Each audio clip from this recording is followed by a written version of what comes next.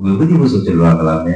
நம்ம இந்து பெண்கள் இந்துவா பிறந்த ஒரு பெண்கள் விபூதி பூச சொல்லுவாங்களாம்ல அப்படின்னா இந்த கொடுமையை எங்க போய் சொல்ல அதுக்கெல்லாம் அதைத்தான் சொல்றது இறைவன்.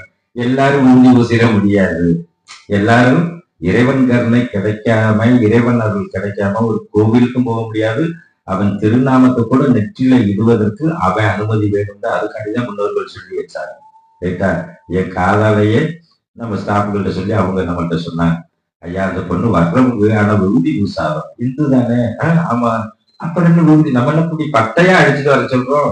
கொஞ்சம் போலையாவது ஏன்னா நம்ம குழந்தைகளுக்கு சொல்றோம் சந்தனம் குங்குமம் எல்லாம் வச்சுட்டு வாங்க. அப்போ ஒரு ஆசிரியரா இருக்கிறவங்க சந்தனம் அந்த காலத்துல உள்ள குருகுல கல்வியில உள்ள ஆசிரியர்கள் மாதிரி வர சொல்லலையே. குருகுல கல்வி ஆசிரியர்கள் இங்க இருந்து இங்க அடிச்சு உடம்பு ஃபுல்லா திருநீரோ நம்ம சந்தனமோ குங்குமமோ உடம்பு ஃபுல்லா பூசியிருப்பாங்க.